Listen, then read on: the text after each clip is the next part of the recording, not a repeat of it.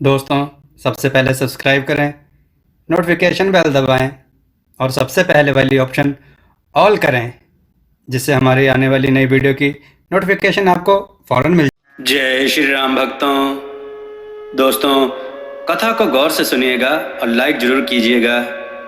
ये कथा बताती है कि कैसे बुद्धि के बल से आदमी कितने कठिन से कठिन काम को आसानी से कर सकता है। आज की कथा है लड़के की चतुराई और राजपुरोहित का संदेह। आइए कथा श्रवण करें। किसी नगर में एक राजा राज करता था। वह बड़ा दयालु और दानी था। प्रजा की भलाई के लिए नई नई योजनाएं बनाता रहता था। मगर कई वर्षों से एक ऐसी समस्या उसके सामने आ गई थी कि जितना भी वह उसके बारे में सोचता उतनी ही वह उलझती जाती। समस्या थी बाढ़ की। उस राज्य के बीचों बीच एक नदी बहती थी। वो नदी राज्य के खेतों बागों को सींचती थी, मनुष्यों की प्यास बुझाती थी और यहाँ तक कि लोगों को अपनी छाती के ऊपर से दूर दूर तक ले भी जाती थी। तब बहुत सा व्यापार नाव द्वारा होता था। वास्तव में राज्य की खुशहाली इसी नदी के कारण थी, पर कुछ सालों से नदी भयंकर रूप धारण करने लगी थी। वर्षा ऋतु आती तो नदी उमड़कर अपने किनारों को तोड़ती हुई मदमस्त हाथी की तरह बस्तियां उजाड़ती हुई, पेड़ रौंदती हुई मनुष्यों और पक्षियों को बहा ले जाती। हर साल अनेक गांव बर्बाद होते और बहुत सारे लहलहाते धान को नष्ट कर जाती। राजा को कुछ भी सूझ नहीं रहा था। उसने दरबार बुलाया और समस्या अपने मंत्रियों और विद्वानों के सामने रखी। किसी ने सुझाव दिया, महाराज, लगता है प्रकृति ही हम पर नाराज है। ईश्वर हमें दंड दे रहा है, इसलिए माता समान नदी हमारा विनाश करने पर तुली है। उसे प्रसन्न करने के लिए महायज्ञ किया जाना चाहिए। राजा ने सोचा कि हो ना हो यह मेरे ही किसी पाप की सजा मेरी प्रजा को मिल रही है। नहीं तो क्या कारण है कि मेरे पिता के समय कभी ऐसी बाढ़ नहीं आई। उसने नदी के किनारे दूर दूर से ब्राह्मणों और विद्वानों को बुलाकर बड़ी धूमधाम से यज्ञ करवाया। अपनी ओर से कोई कोर कसर नहीं छोड़ी। मगर नदी को मानना था नहीं, सो नहीं मानी। पहले की तरह भयंकर रूप से तबाही मचाती चली गई। किसी ने कहा कि नदी माता को बलि दो। इस पर कई बकरों की बलि चढ़ाई गई, मगर नदी जैसे इससे और भी क्रोधित हो गई। उसमें पिछले साल से भी अधिक भयंकर बाढ़ आ गई। एक दिन राजा अपने दरबार में बैठा इसी सोच में डूबा था। तभी द्वारपाल ने आकर बताया कि एक युवक महाराज के दर्शन करना चाहता है। वह कहता है कि मैं नदी को शांत करने की कला जानता हूँ। राजा चौंक पड़ा। एक बार तो सोचा कि कहीं कोई ठग तो नहीं जो धोखा देकर धन ले जाना चाहता हो, पर फिर यह सोचकर बुला भेजा कि मिल लेने में क्या हर्ज है। हो सकता है कि उसके पास सचमुच कोई मंत्र हो। युवक उसके सामने आया तो उसे देखकर राजा एकदम निराश हो गया। उसने सोचा कि कोई जटाधारी सन्यासी होगा, पर उसके सामने खड़ा था एक सुंदर, स्वस्थ और पढ़ा लिखा नौजवान। नदी को वश में करने की शक्ति उसमें होगी, यह सोचना भी मूर्खता थी। बेमन से राजा ने पूछा, युवक, तुमने जो दावा किया है क्या वह सच है? युवक ने गंभीरता से जवाब दिया, राजन, इस कठिन समस्या में आप जैसे राजा के साथ मजाक करने की मूर्खता मैं कैसे कर सकता हूँ? मैं सचमुच नदी के क्रोध को शांत कर सकता हूँ। मुझे केवल 10,000 सोने के सिक्के दे दीजिए। सबको हैरानी हुई कि युवक बिना किसी तपस्या, बिना किसी यज्ञ, बलि अथवा पूजा के ही नदी को वश में करेगा। किसी भी मंत्री या पुरोहित को इस पर विश्वास नहीं हुआ।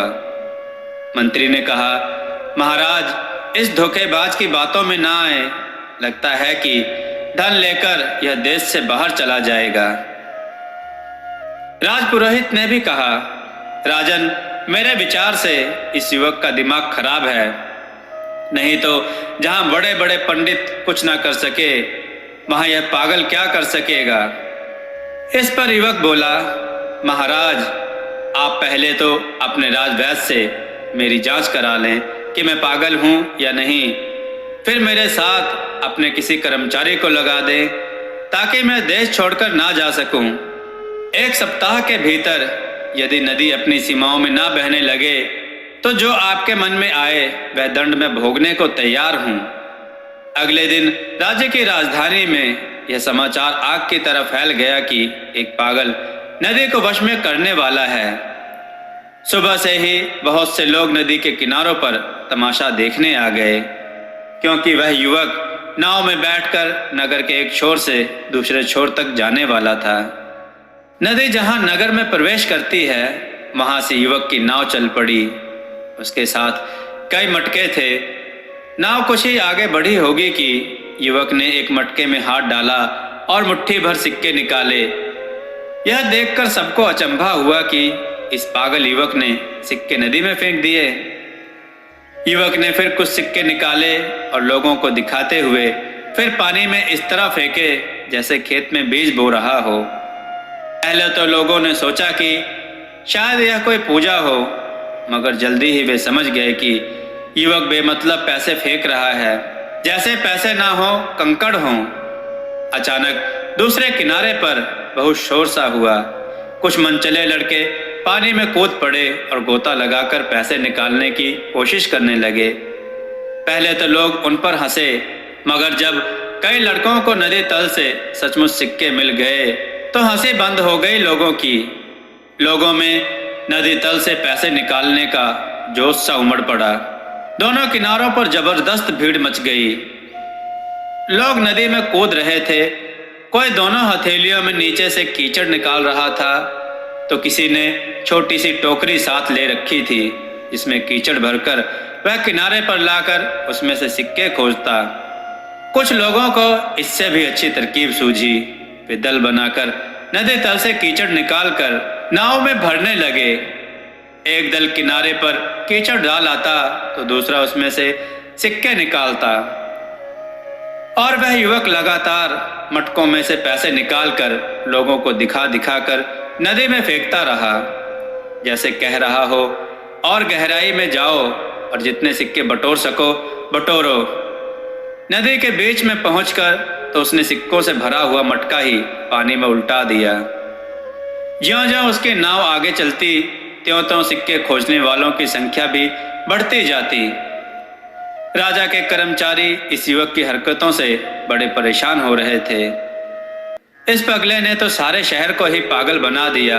चंद सिक्कों के लिए लोग मिट्टी नदी से निकालकर किनारे पर डालने के लिए उतावले हो रहे थे, मगर युवक किसी की चिंता किए बिना अपना काम करता गया। शाम हो गई तो वह घर वापस आ गया। अगले दिन उसने देखा कि सूरज निकलने से पहले ही लोग फिर नदी में गोते लगाने निकल पड़े। दूसरे दिन भर यही क्रम चला। किनारों पर मिट्टी के अंबार लग गए और लोगों का उत्साह कम नहीं हुआ। तीसरे दिन सुबह लोगों ने चमत्कार देखा। नदी का पानी कई हाथ नीचे चला गया था और किनारे कई हाथ ऊंचे हो गए थे। उस दिन राजा ने नदी पर आकर सारा दृश्य देखा तो उसकी समझ में आया कि नदी क्रोध में क्यों थी। बरसों से नगर की गंदगी बहकर उसी में चली जाती थी, जिससे उसका तल ऊपर उठ गया था और पानी के बहाव में बाधा आ जाती थी। इस सच्चाई को समझने के लिए यज्ञ और बलि नहीं, प्रकृति के स्वभाव की जानकारी जरूरी थी। उस दिन के बाद नदी में बरसों तक बाढ़ नहीं आई और कई दलदलों से पानी निकल गया। ऐसे ही एक स्थान पर एक नगर बस गया। उस नगर के लोग वहां की उपजाऊ मिट्टी में खेती करके बहुत धनवान हो गए। दोस्तों, आपको यह कथा कैसी लगी? अपने विचार और सुझाव कमेंट में जरूर दें। हमारी कथाओं को लाइक करें। दोस्तों, हमने एनिमेशन वीडियोस बनाई हैं जिनका लिंक डिस्क्रिप्शन बॉक्स में दिया गया है। वीडियोस को चेक करें और अपने विचार कमेंट में जरूर दें। जय श्री राम भक्तों।